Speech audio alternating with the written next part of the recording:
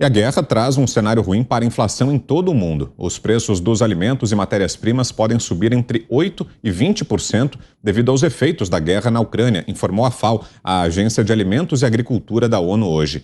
Em avaliação preliminar, a FAO alertou que esse cenário deve provocar um aumento considerável no número de pessoas desnutridas no mundo inteiro.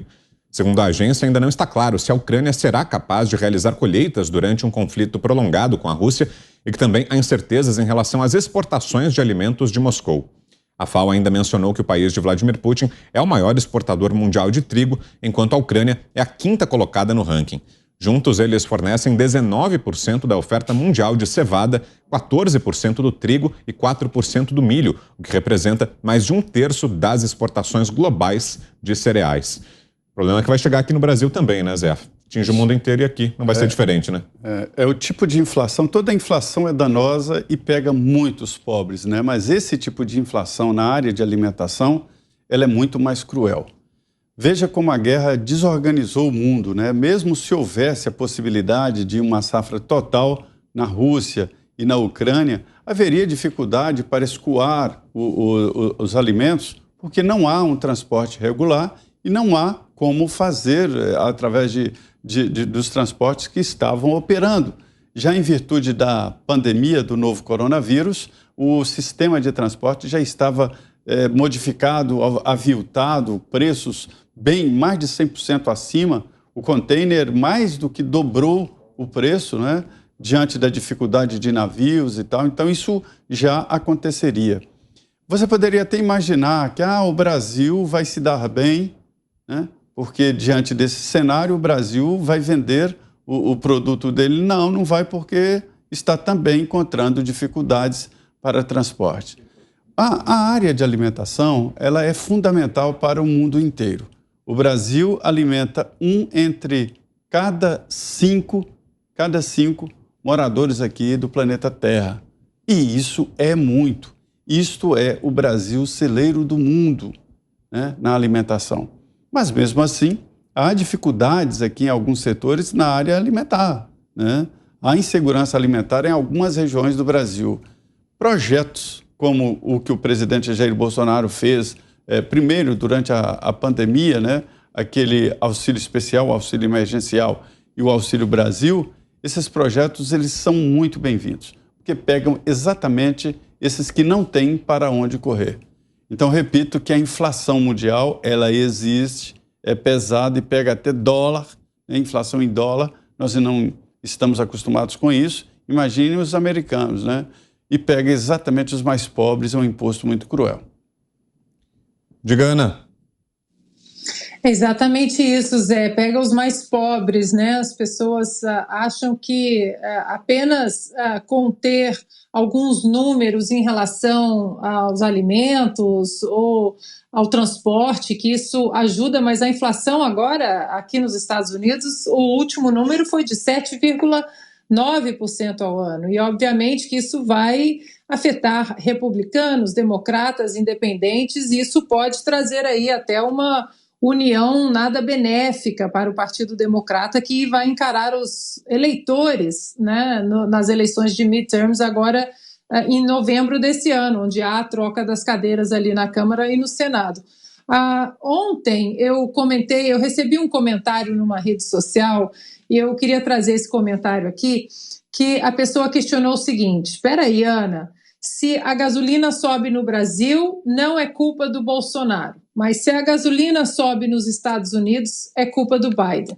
A gente precisa estabelecer um parâmetro aqui. Nós estamos falando de laranjas e maçãs, né? Como o Augusto muito bem colocou no comentário dele sobre a Petrobras, não tem essa de a Petrobras é nossa. Nós não somos exportadores de petróleo, nós importamos, né, o crude oil, que é chamado, importamos muita matéria-prima e precisamos aí fazer nas refinarias o nosso combustível. A diferença é que aqui nos Estados Unidos, até o governo Donald Trump, havia uma independência energética. Os Estados Unidos estavam exportando barris de petróleo, gás natural para o mundo. Essa independência energética começou a ser desenhada no próprio governo de Barack Obama e foi solidificada no governo de Donald Trump. Então, a grande diferença é essa. Os Estados Unidos, eles se tornaram uma nação exportadora de petróleo, inclusive ele consumia muito menos do que produzia.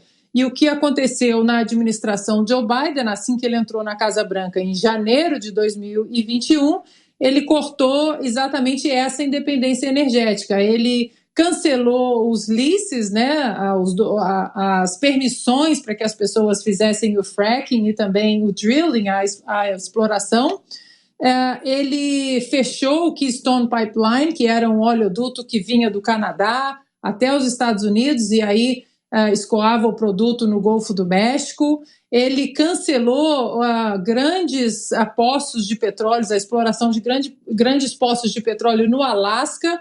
Então, a grande diferença é essa. Os Estados Unidos agora, dentro desse contexto geopolítico e nessa escalada inflacionária no mundo, ele acaba sendo um peso, né? Porque ele poderia estar, nesse contexto da guerra agora, colaborando com mais barris de petróleo, não apenas das suas reservas, mas também de uma produção que vinha bastante acelerada e, inclusive, fazendo parte aí de um dos maiores produtores de petróleo do mundo. Fiuza.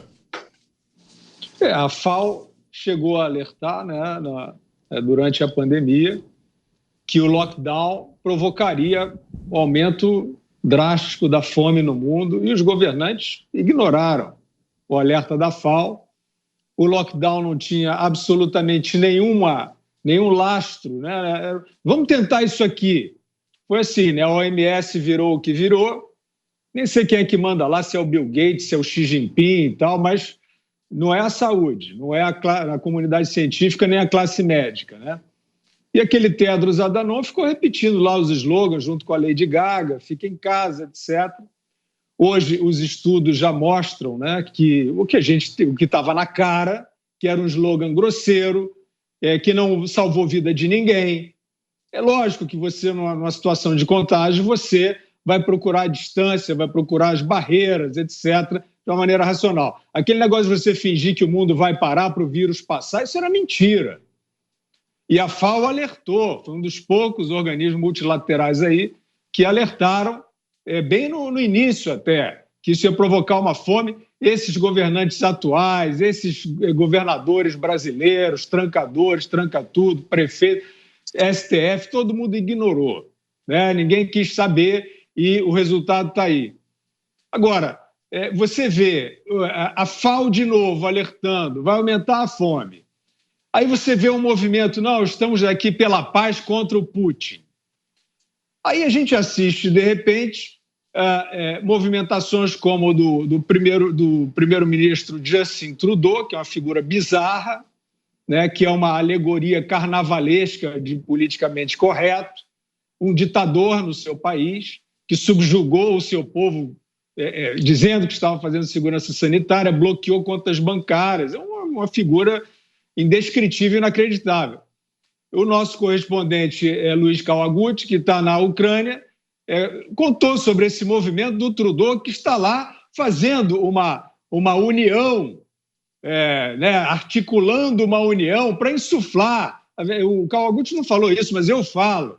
Para insuflar lá o Zelensky, né, que virou um comediante que virou presidente, e virou, de repente, a resistência da democracia, e está lá o Trudeau, que não entende nada de democracia, como já demonstrou, detesta a democracia, fazendo esse tour, né, de empoderar o Zelensky, que aí diz, e aí fica corajoso e diz que vai vingar cada soldado. Isso é um discurso de paz? Estão realmente tentando construir a paz? Eu acho tudo isso bastante estranho. Quer estar na OTAN, não quer estar na OTAN.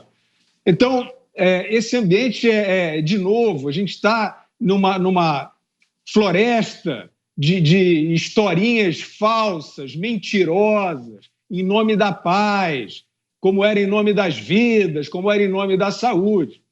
Eu só queria, sobre o meu comentário anterior, dizer rapidamente que eu não estou propondo controle de preço de combustível.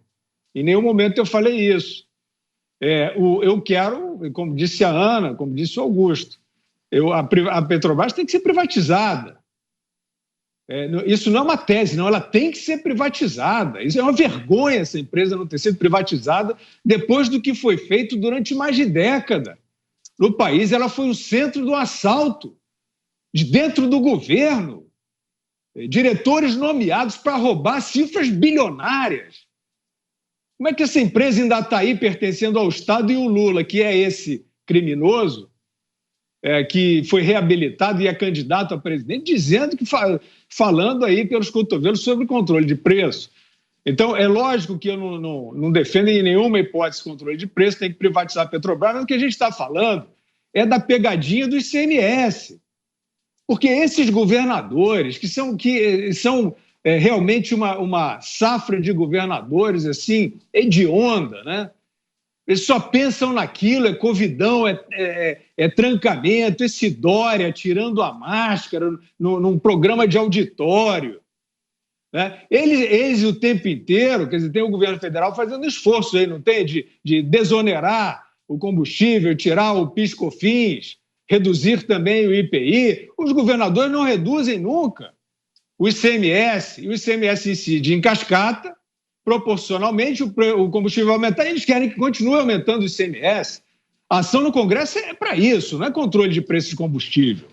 É interromper, enquanto não há uma reforma tributária mais aguda, interromper essa pegadinha do ICMS, que é a máquina de arrecadação que os governadores vão aumentando aí o seu bel prazer. Agora, é claro, tem o contrabando lá do fundo, tem sempre o fundo, né, de regular combustível. Tá bom, vai pegar mais dinheiro do contribuinte para deixar na mão desses parasitas. Isso aí não dá, mas contra isso os governadores não dizem nada, duvido que eles vão questionar isso no STF. Augusto. Olha, vou aproveitar para comentar um giro que eu fiz rápido aí pelo país real, né, o Brasil verdadeiro aí, para trazer essas informações e confrontá-las com o que estamos discutindo aqui. Eu estive em Sorriso, que é a cidade de quase 100 mil habitantes, no norte de Mato Grosso, e é considerada a capital nacional do agro. É a cidade que tem a maior renda per capita em todas as regiões, somadas todas as regiões do agronegócio, é a que tem a maior renda per capita, e é uma cidade que praticamente nasceu dos anos 70 e 80, recentíssima. Eu estive também há pouco tempo na península de Maraú, na Bahia. Lá eu vi ainda praias selvagens, né? O Brasil é um país por fazer ainda, você só encontra isso por aqui, é uma coisa espantosa. E, no entanto, temos problemas ainda com a indústria do turismo aqui. E em Sorriso, eu vi a realidade que não bate com essas, desmoraliza qualquer página, primeira página de jornais, né? Você tem o seguinte, nos jornais você tem um presidente genocida, responsável pela inflação, o PIB cresceu, mas vai diminuir, o dólar caiu, mas vai subir, os investimentos estrangeiros cresceram, mas são especulativos e por aí. Lá você vê uma cidade trabalhando. Eles não têm problemas com fertilizantes, por exemplo, já providenciaram, fizeram contratos antes, que talvez não sejam suficientes ainda, mas mostra que o agronegócio brasileiro ele se organiza, ele planeja. Eu fui a convite de uma cooperativa chamada Coacem, que reúne 53 famílias, mais ou menos, e que é um caso exemplar de cooperativa, tanto que eles dizem, olha, o que eles reivindicam do governo? Não precisa fazer nada, é só não atrapalhar. Tá? E eles estão satisfeitos com o governo atual, e a preocupação deles é a possível volta do PT, que as pesquisas aí, que o PT pelo menos acredita, começam já a desmentir. Mas o que eles fazem?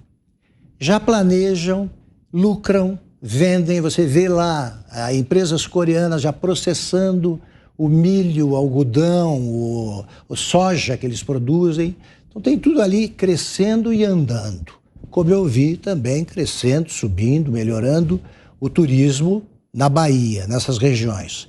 Então o Brasil, que está fora desses jornais, ninguém dá nada, sobre isso. E o Brasil, que está longe dos governadores, é nesse país que eu acredito.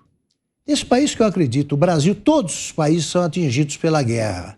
O Brasil, como ocorreu com a pandemia, vai apresentar os melhores resultados econômicos, porque a guerra também ensina que o Brasil não pode exportar só para um número pequeno de países, não pode ser dependente de um país importador.